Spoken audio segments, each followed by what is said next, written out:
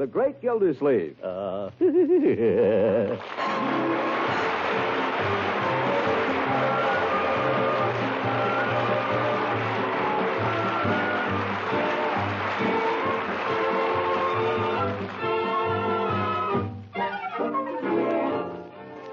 It's The Great Gildersleeve, starring Harold Perry.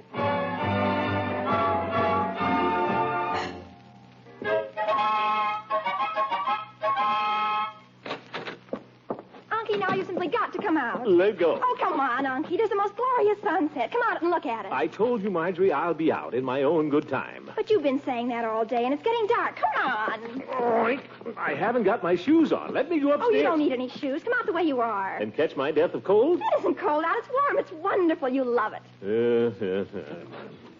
All right. People want to enjoy things. Why can't they just enjoy them? Why do they have to drag you out? Isn't it warm? Yeah, it's kind of warm. Yeah. It's warm as anything. Smells good, too. By George, a regular spring day. Why didn't somebody tell me? Tell you? Why, it's wonderful. And look, my dear, just look at that sunset. Look. I was the one who told you about it. Where's Leroy? Has Leroy seen it? Oh, heaven knows where Leroy is. He went off after breakfast. Where's Bertie? Bertie, come out and see the sunset. I see it, Mr. Gildersleeve. I can see it out the window. It's mighty pretty, all right. It reminds me of a poem by Rupert Brooke. Reminds me of a dress I saw on a lady downtown. Well, I better get back to my oven.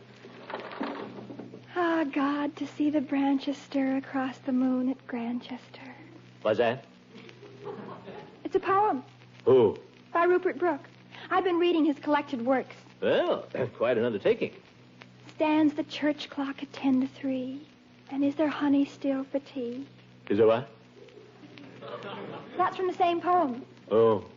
He died so young, too. Yeah. Who did? Brooke. Brooke who? Rupert Brooke. Oh. Have you never read him? Not lately. Oh, you'd love him. If you like sunsets and things like that. I'll make a note. Unky, do you ever feel that things are so beautiful you just can't stand it? So beautiful it actually hurts? I know what you mean. Do you? That's the way Rupert Brooke felt. I feel that way, too. This day, for instance, so lovely. Lovely. Say, is there beauty yet to find? And certainty and quiet kind? You know, this gives me an idea. What? I think I'll get my shoes on.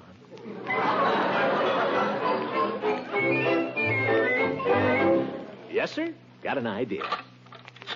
Got an idea. Hello. Miss Fenwick? Guess who this is? Well, now, wait. Don't hang up. You don't have to guess if you don't want to. I'll tell you. It's Throckmorton Gildersleeve. Gildersleeve. G-I-L-D... That's right. Say, I don't know if they told you or not, but guess what day this is. All right, you don't have to guess. Gosh, I just thought if you weren't doing anything this evening, maybe you'd... Oh, you are, huh? I see. That's too bad. Well, yeah, maybe some other day. Goodbye. Some other day. Now what? Eve? Not after she turned me down twice for that gym teacher. I'll die before I'll call her up. By George. Miss Gildersleeve, dinner. Dinner? Who wants dinner? All right, Bertie, I'm coming. Hey, boy, Joe!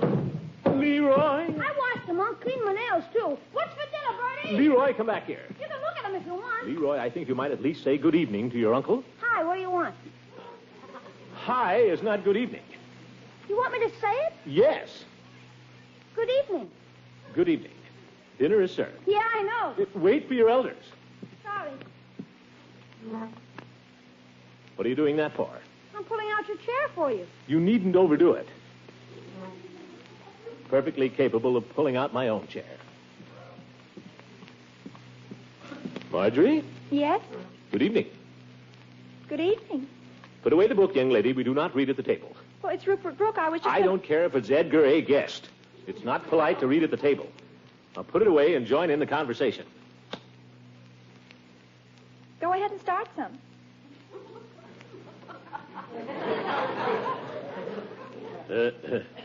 Well, don't read at the table. What's the matter with him all of a sudden? Search me. I heard that. Now fold your hands and sit quietly. Where's the dinner? Never mind. You get what you get when you get it. Not polite to make remarks about the food. I didn't make any remarks. I just said, where is it? Don't argue, Leroy. I know what you said. Gosh, tells you to join in the conversation and then hit you over the head. I heard that, too.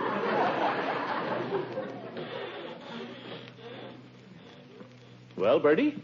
Sorry to keep you waiting, sir. What's this? Cold cuts and potato salad. Rushing the season a little, isn't it? Well, I had a lot of laundry to do, and there wasn't much time to get a regular dinner. So I said to myself, it's so warm today, maybe if I just make some hot biscuits to take the curse off the cold cuts. By thunder, just because it turns a little warm. Well, Mr. Gildersleeve, I fail to see why everybody has to start acting like a ninny. Well, I just... It's taking advantage. That's what it is, Bertie. There's been a general letting down around here, and it's got to stop. Leroy, did you take out the ashes this morning the way I told you? Yep. You did? Well. I put the cans back where they belong, too. Did you clean up that mess in your room? What's the idea of going off all day playing baseball when I distinctly told you... I did, Unc. I cleaned that up yesterday. You can go upstairs and see for yourself. Oh. Have you done your practicing? Well, most of it. Most of it. Well, young man, you get to that piano right after dinner and you stick at it till you finished it. Okay. And don't ask me again for a catcher's mask. I didn't. Well, don't. There'll be no catcher's mask for boys who don't practice their piano. Think I was made of money. I've bought you dozens of catcher's masks. Where are they? So help me, Unc. Now, who the devil is that? Leroy, if that's one of your little friends, you tell him to go away. Okay, Come back here. Yeah? Where do you think you're going? It said to tell him to go away. Sit still. Don't get up from the table during dinner. I've told you that. But the doorbell rang. What do you think we have Bertie for? Bertie! Yes, sir? The doorbell. Yes, sir, I was just... Do not trouble yourself, Bertie. I will go. Suit yourself. Have to do everything. What in the world's the matter with your uncle? He's been cooped up in the house all day. It's the bad air. What's he standing there for? Why doesn't he open it? Took too big a bite. He's trying to swallow it first. Oh, it's you, Judge. Kind of impatient, aren't you? I do hope I haven't come just at your dinner time. Oh, I have. Yes. Now, don't let me interrupt you people. You go right ahead. I'll just pull up a chair here and wait. Yes. I had an early supper myself, so nothing for me, thank you. Yes. What's on your mind, Judge? Hurry up and finish your dinner, Gildy. You and I are going to take a little constitutional. A what? Well, I thought it'd be nice if we took a little walk. Walk? Walk where? Well, nowhere in particular. I thought we might step out into the country a little. What for? It's such a lovely evening. Did you see the sunset? No. Marjorie, surely you saw it. I saw it, and I thought it was wonderful, Judge. So did Uncle Mort. Corniest thing I ever saw. All this fuss, old goat. They ought to have you in the ads for Bach beer. It's quite evident, Marjorie, that your uncle arose from the wrong side of the bed this morning. Gildy, you won't come for a walk then? I can't. Leroy has to practice his piano, and I intend to supervise it. Evening, Dad. Evening, Bertie. Can I set you a plate? Oh, no. I've already eaten, Bertie. Thank you. Another biscuit, Mr. Gildersleeve? Well, as long as you're here. Marjorie, may I ask what that is you have on your plate there? Is that cold tongue by any chance? Uh-huh. Would you like some? No. I had my supper. I just happen to be particularly partial to cold tongue, that's all. Get him a plate, Bertie. No. He's been sitting here trying to lap it up with his eyes. Now, really, I'm not hungry, Bertie. I've already had my... Well, if you insist.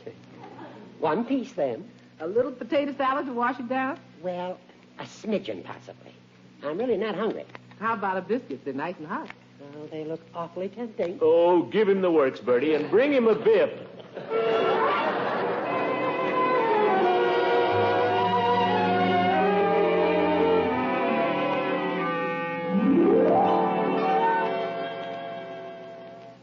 Leroy, where are you going? Oh, nowhere. I just thought maybe you and the judge wanted to talk for a while. I want to hear you practice the piano, young man. Gosh, Gosh, Unc, my supper isn't hardly digested. The digestive process will proceed without your attention, my boy. Get to the piano. Okay, you asked for it. Go ahead.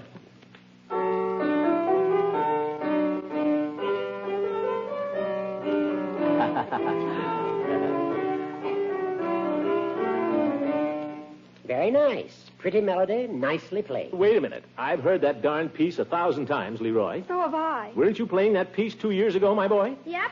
That was in a different key. Ye gods! I used to play it in the key of C. This is in D. I got 2 sharps to remember. George, I can't understand it. Your teacher must... Have you got something else you're working on?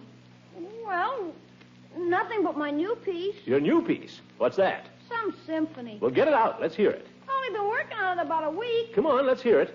And I'll watch you. Help you keep your mind on it. Where's the music? Had it right here yesterday. Maybe Bertie put it somewhere. Bertie wouldn't be putting your music anywhere but here. Now find it. Here it is on the bench. Huh? Hey. Symphonic themes for little folk. Which one are you working on? Here it is, number 3. Symphony number 5 by Tchaikovsky. Isn't that marvelous, Gildy? Little Leroy playing Tchaikovsky. Now, that looks easy enough. Play it. It's tough. Play it. Well, remember, it's not supposed to be perfect yet. We don't expect perfection, Leroy. Just do your best. Oh, brother. You're not helping, my dear. Go ahead, Leroy. Okay.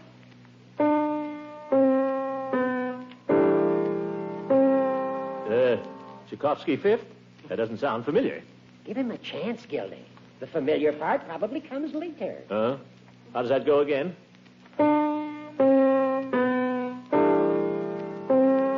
By George. He's probably leaving out a sharp or flat. Who asked you? No. Let's see here. I believe your sister's right, Leroy. Isn't that the second note there, a C? I guess so. Well, it's supposed to be a C sharp. Look at it. Well, what do you know? Just like that other piece. Yeah. Key of D is tough, Unc. Play it again, Leroy, with the sharp. Well,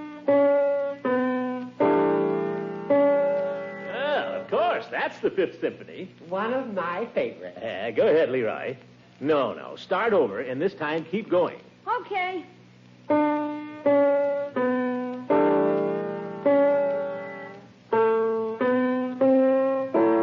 That's C sharp, Leroy. Where? There, you went right past it. Oh, yeah. Start over. Okay. Gosh, I told you it wasn't perfect. Perfect. 5 simple notes, and you can't even come close. Here. Now start at the beginning. C sharp, Leroy. C sharp. Don't hit me, Unc. I'm not going to touch you, but by George, you... Try it again. You don't have to play it fast. Play it right. I'm trying to.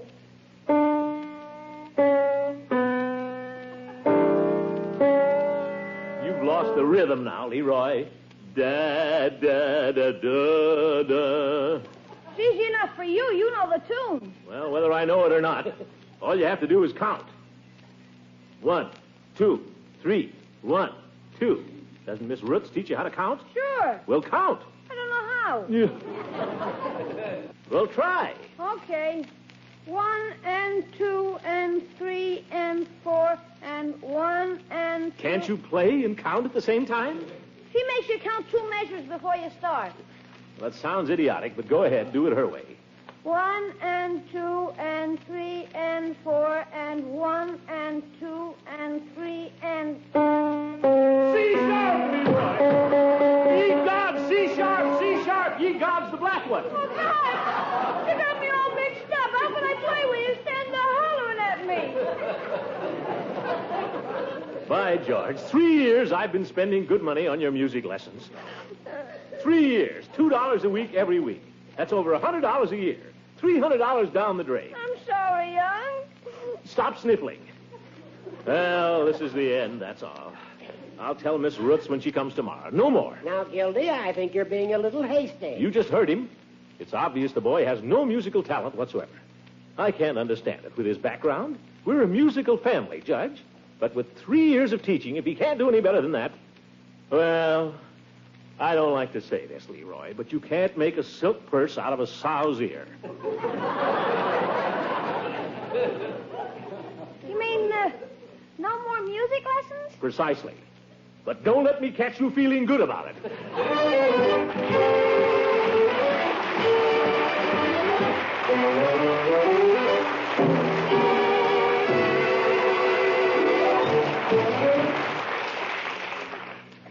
Time out now for a profile look at one of the great sports figures of the American scene. In the seat of honor is Gene Tunney, a two-fisted terror in the ring and equally respected outside of it. Gene Tunney's life reads like a story from Horatio Alger. Born to Irish Catholic parents who had little money but were rich in family devotion, Gene once made $1 million in 40 minutes by the clock. It's part of the American tradition that gives everyone the same start, an even break, and says, go as far up the ladder as your talent and ambition will carry you. Gene Tunney has written many magazine articles. In one of them, he listed the 4 most important elements of his life: religion, patriotism, human friendship, and the rules of health. Gene lives by these same things in which he believes. In his swift rise to fame and fortune, he never set aside the simple and basic ideals he outlined. Perhaps that is why Gene Tunney remains a champion in the eyes of Americans everywhere, because his life is an example of democracy, of what it means to be an American.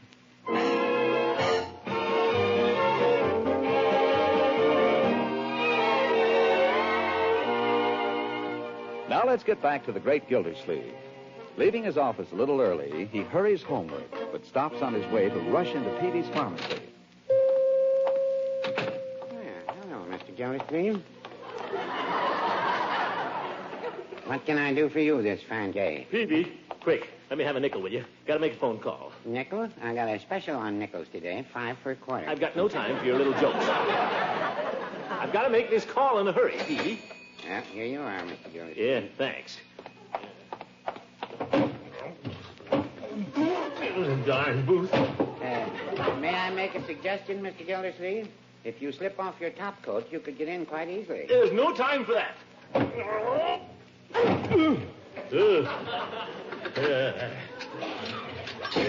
She better still be there. If I don't cancel her today, I'll have to pay her. Darn little chair. Hello, Marjorie? Listen, tell Miss Roots not to leave till I get there. Not there, eh? Why isn't she? It's only 5 o'clock. The substitute. By George, that's the last straw. Well, tell the substitute to wait. I'll fire her. Yeah. I'll be there in 10 minutes. You think they could add an extra inch on these booths? Darn telephone company. I suppose it would cost them an extra 5 cents a booth, so they won't do it.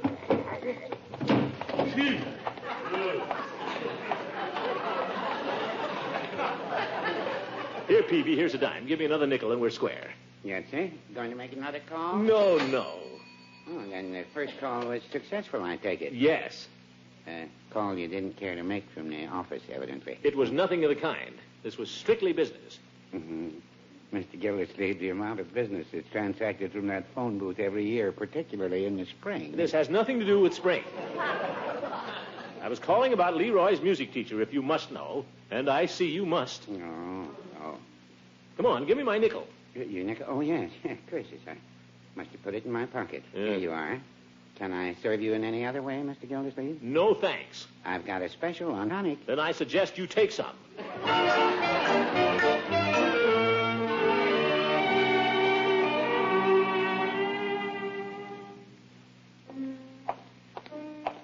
Well, still at it, eh? I suppose she thinks she's going to make an impression by giving full measure this time. Wonder if she suspects I'm going to tie the can to her. Well, I'm accepting no substitutes. Nobody plays Gildersleeve for a sucker. Guess I'd better get rid of Leroy before I take it up with her. Psst. Leroy? Leroy. Excuse me, I think I heard my uncle calling. I'll be right back. Leroy, I think you'd better run upstairs for a few moments. What for? So I can have a talk with Miss, what's her name anyway? Piper. Miss Piper. Well, you run upstairs. I'll handle old lady Piper. But, Unc. Run along, Leroy. Okay. Yeah. Put my things away first. Think what I'm going to say to her. I hate firing people. Well, at least she can play the thing. I was never sure about Miss Roots. Well, here goes.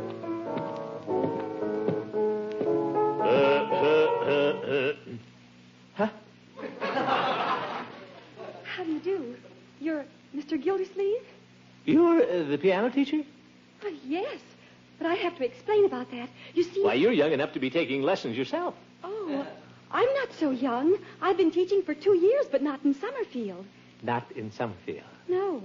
You see, I've just come here. Just come here. Miss Roots was kind enough... Well, she felt she needed help, and she hasn't been very well anyway. Hasn't been well, no. So she's taking the more advanced pupils and turning over some of the less promising ones to me. Less promising? Oh, dear. I didn't mean to say less promising. I meant, well, less experienced. Oh, that's all right. Leroy is less promising. He's less promising than almost anybody I know. Oh, I wouldn't... But he's my nephew, and I'm stuck with him.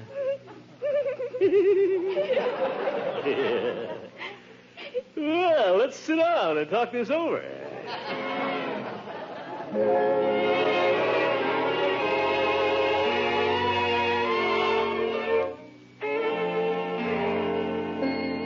Leroy, my boy, step into my study, will you please? Is she gone? Yes, she's gone. Step into my study. Me? Yep, In your study? yep. Gosh, I haven't done anything. Honest, Don. You have nothing to be nervous about, my boy. Sit down. You can sit in my chair if you like. Okay.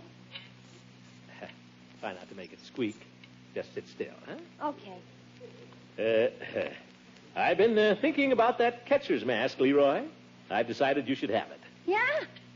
Gee, swell. I might even throw in a first baseman's mitt, too. Oh, gosh, that's super. That can't keep me off the team now. Yeah, that's fine. I want you to get plenty of exercise. Can I call Piggy? The team is supposed to play a warm-up game tomorrow afternoon. Let's not call Piggy just yet. With regard to your music lessons, Leroy, Yeah? I talked to Miss Ruth's assistant. Yeah. Too bad I haven't got any talent, Unc. But if you haven't got it, what can you do? Can't make a silk purse out of a sow's ear. That's me, a sow's ear. My boy, I'm afraid I underrated your talent last evening. You know, we're a musical family. You must have talent. I believe the trouble's been in the teaching. Gosh, I don't think so. Miss Roots is a swell teacher. I believe Miss Piper will turn out to be much better. Unc! Music can be a wonderful thing in a man's life, Leroy. To be able to sit down at the piano and let your fingers stray over the keys, make music come forth, it's a priceless gift. And you have talent, my boy. Miss Piper is convinced of it. She only gave me one lesson. She's convinced of it, and so am I. From now on, you'll have 2 lessons a week instead of 1. 2? When am I going to use my first baseman's mitt? There'll be plenty of time for that, my boy. You'll have 2 lessons a week, and I think it'll work out much better if I try to be here while you have them. Take more of an interest in your music. Oh, for corn's sake. Now, Miss Piper says you're a wonderful pupil, my boy. At least she has great hopes for you. At least she has hopes. Suppose you play that piece for me, huh? Once. The one we were having the trouble with last night, huh? Heck. Come, Leroy. Just play it once, and you can go outdoors until supper. Gosh. Catcher's mask, Leroy. Come now, play it nicely.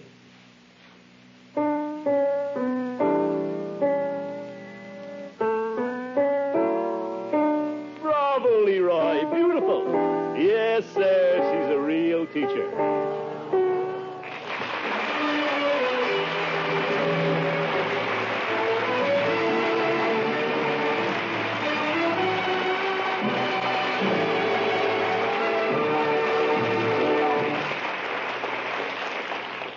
And now for another episode in the life of Sergeant Donald Bellwether, my husband.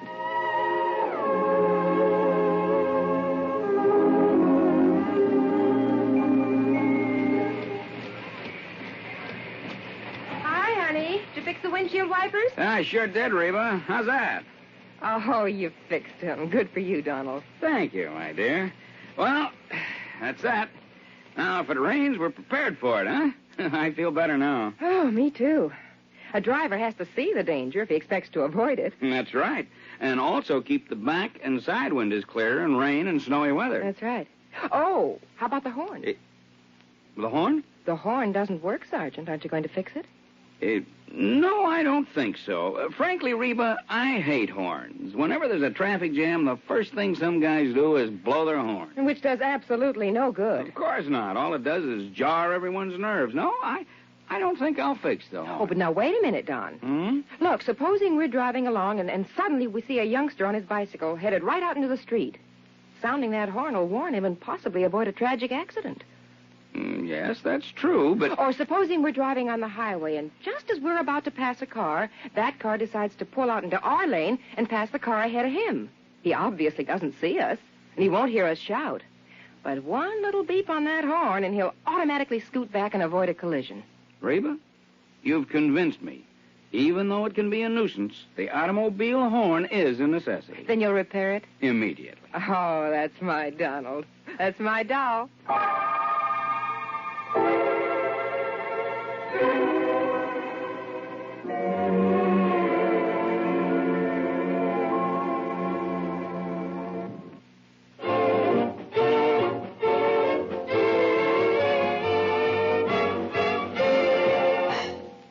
Dear Miss Piper. Maybe I should say, my dear Miss Piper. No, she might think that I... Dear Miss Piper. Enclosed fine check in the sum of $16 in payment for Leroy's lessons for the month. Yours truly, Now, yours sincerely? Sincerely yours. Faithfully yours. Not bad. Always yours. Yours always. Yeah, maybe that's going too far. Your friend. No harm in that. Your friend. No, I better play it safe. Yours truly, Throckmorton P. Gildersleeve. Good night, folks. The Great Gildersleeve is played by Harold Perry. It is written by John Cleaton and Sam Moore. The music is by Jack Meakin. Included in the cast are Walter Tetley, Louise Erickson, Lillian Randolph, Earl Ross, and Dick LeGrand. This is John Lang saying goodnight and inviting you to listen in again for the further adventures of the Great Gildersleeve.